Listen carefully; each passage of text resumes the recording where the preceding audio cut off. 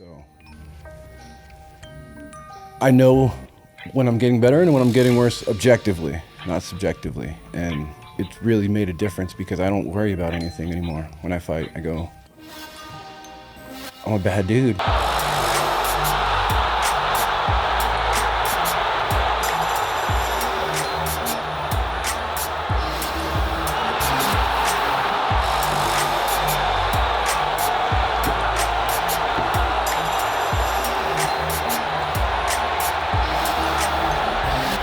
So Dominick Reyes is returning to the octagon for UFC Perth this weekend against the hometown kickboxing savant and Carlos Ulberg in the main event, no less. This will likely serve as a #1 contenders clash for the next shot at the belt. I know Yuri and Roundtree are set to bathe in each other's blood in a few weeks as well, but I feel like this one right here is the real deal. Either one of these guys would be a fresher matchup, let's just say that. We either get the streaking, flashy striker with the nastiest left hook game in the division next to Pereira himself, or we get one last crack at it from the one man to beat Jon Jones. Dominick fucking Reyes, baby! I am so excited for this fight to play out, and I literally cannot decide on who I think is going to win. I think everyone would agree that it's pretty much a 50-50 matchup going in, but that is what makes it scrumptious.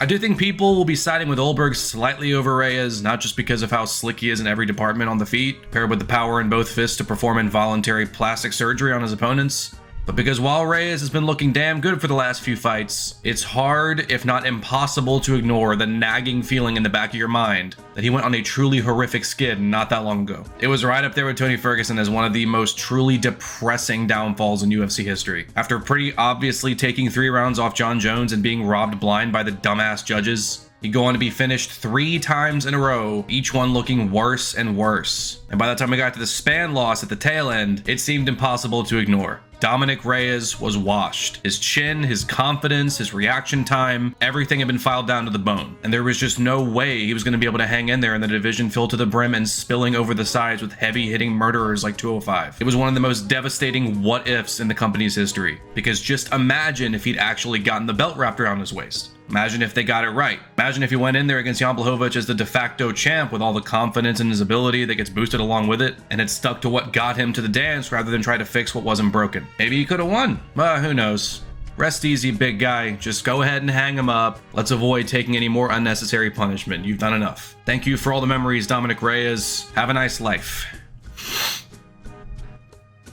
So yeah, then he turns around and starts knocking people's skeletons loose again. 3 finishes in a row, 2 of them in the first round, 2 of them against talented strikers known for having some pop, mid-30s title run, main event slot of a fight night for a #1 contender status. And if he wins this one, it's him versus Alex Pereira or Magomed Ankalaev for all the cheese. Did Kris Kringle come early this year? Who could have possibly predicted an outcome like this in 2025? It's seriously one of the brightest storylines in the sport out of the last year, and no exaggeration, probably the greatest comeback in the history of the UFC. I'm struggling to think of anyone who looked like they were absolutely fucked like he was, only for them to come back and start raining hellfire like he has. I'm racking my brain and I'm coming up short. This man is an inspiration.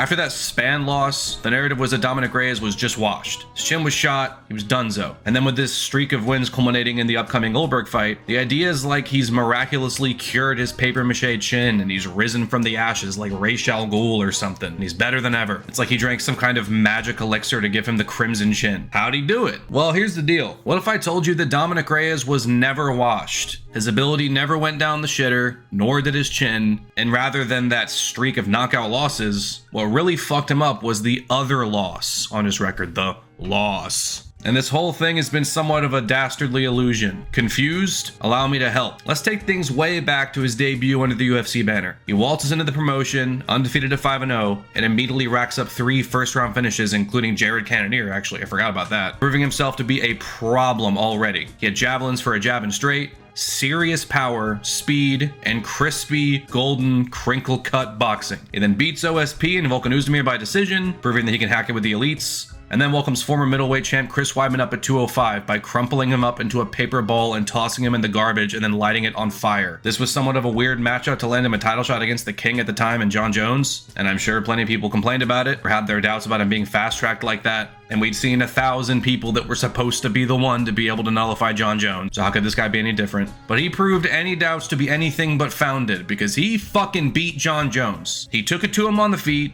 stuffed most of what Jon attempted, and boxed the brakes off him for the first 3. Jones took the last 2, yes, but for some reason he was given the nod by the judges. I've watched this fight so many times, and I've never even been able to remotely understand what the thought process was here. Even if you're a Jones stan, explain to me how he didn't lose that fight, and show your work, please. So Reyes gets that first loss on his record, but most people thought he should have won, so no big deal, he'll be back. If he can do that to Jon Jones, then anyone and everyone in this division is going to have their hands full. So Jones then vacates the belt to go be evil somewhere else, and Reyes gets another crack at it against Jan Blachowicz. This fight was fairly pedestrian and competitive, with Reyes being maybe a little more hesitant than he would have been in the past, and Jan seemed to be getting the better of most exchanges. But before the fight could really get down the stretch, Jan feeds him some of that infamous Polish power, in the TKO on the ground, and becoming the new light heavyweight champion himself. Alright, that sucks, but back to the drawing board, Reyes. You got this. Yuri Prochazka up next, the psycho Czech samurai from Reyes, and he seems dangerous, but he also keeps his hands glued to his waist and possesses generally pretty horrendous defense on the feet. So this one was kind of a case of who could touch the other's chin first. It was certainly winnable for both. And honestly, despite being thoroughly thrown off by Yuri's awkward-ass style and bizarre timing and unorthodox angles, Reyes was able to capitalize on the lack of defense and catch Yuri multiple times pretty clean, actually wobbling him a couple minutes before the end of the fight. Set end of the fight though was Prochazka landing maybe the most devastating spinning elbow KO of all time, flattening Reyes out cold. This one was bad. So he took some time away, year and a half off, and came back against a much lesser stiff competition in Ryan Spann. Again, this should be a very winnable fight for oh shit.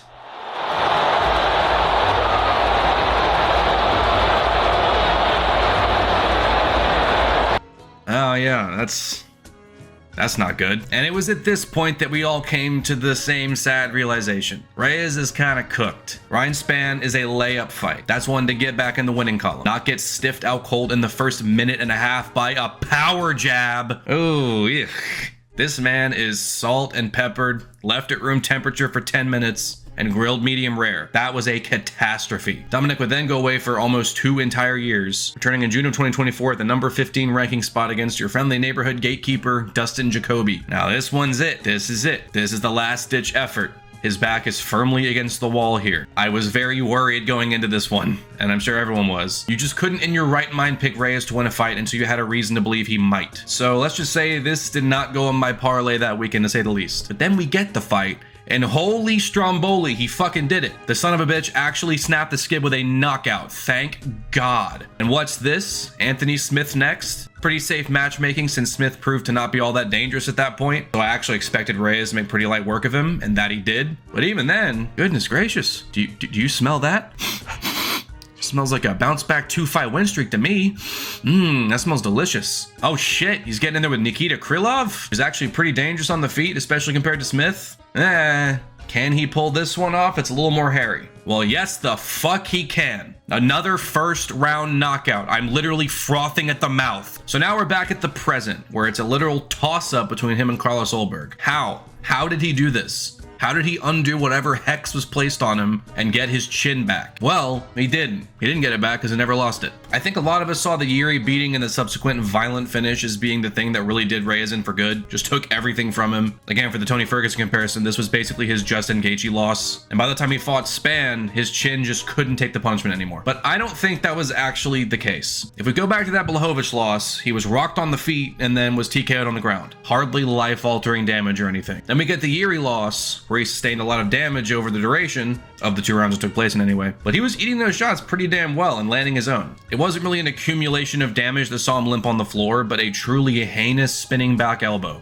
If Yuri landed that somehow in the first 5 seconds of the fight when both men were completely dry, fully energized, Reyes would have been slept out cold same way. In fact, I think anyone in this division or anyone on the planet would have had the same reaction. It's still Yuri's crowning moment in the UFC for me. But then we get the Spann loss, which is the real bitch bastard one. This was not a good look. I can make caveats or excuses or sugarcoat this one. He got done bad. But what I will say is, rather than him succumbing to a weakened chin, I think this was more of a case of him just getting caught clean. Ryan Spann ain't all that great, but man can whack. Point is, you can't regrow your chin once it's gone. Once you lose it for good. And he's taken some pretty clean shots on the chin in his bounce back wins. Seems to eat them just fine. And on top of that, he seems like the Reyes of old, with that confidence and the killer instinct back, and he's better than ever. So what really did him in for a good 4 years wasn't these brutal losses, but rather the fake one to Jon Jones. Even though he knew he won that fight, he came away from it learning the wrong lessons. So when I came out and lost, I lost this into Jon, the whole, like, I tried to make changes that I didn't need to make. Like, I changed my team. Like, why'd you change your team, you know? I tried to change my style to be more sitting in the pocket and just throwing hands. I need more power. And, like, I tried to figure out why I lost that fight and I tried to figure out why I didn't knock out Jon, because I hit him pretty fucking clean a bunch of times. And I'm like, I just didn't have enough power. So I tried to change my style to stand in the pocket more, whole new coaches, whole new team, and that fucked me up, right? You change everything and you already have it, and you're changing it. Why? He essentially tried fixing what wasn't broken, rather than just carrying on the way he had been fighting that gave him so much success up to that point, where he should have beat the GOAT. He should have beaten him. It wasn't his body or skill set that were failing him. He didn't need a new camp or add new wrinkles to his game that he was missing. He just needed a soul search. He just needed to find himself.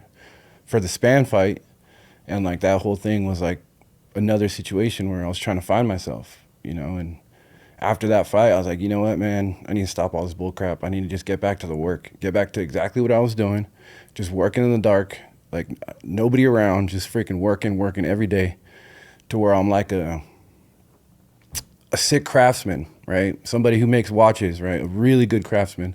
And he's sitting there and he's making the watch and you're just, wow, it's amazing. And he's not even thinking about it. He's just doing his work. The Dominick Reyes that beat Jon Jones never really went away. He was just sidelined for a bit. He was holstered, if you will. But now he's back, he's on the draw, and he's knocking motherfuckers out again. And I very much believe he could beat Carlos Ulberg. It's gonna be one hell of a test, and I kind of feel like Ulberg is more skilled on the feet and with more tricks up his sleeve, and he hits like a truck, but so does Reyes. So we'll just have to see. And can you imagine the fucking scenes if Dominick Reyes actually beats Ulberg, starches him, takes him to a decision, whatever, and then gets a title shot and headlines a numbered card in 2025? The MMA gods are cruel and unfeeling, but just give us this one thing. Just give us it this one time, please.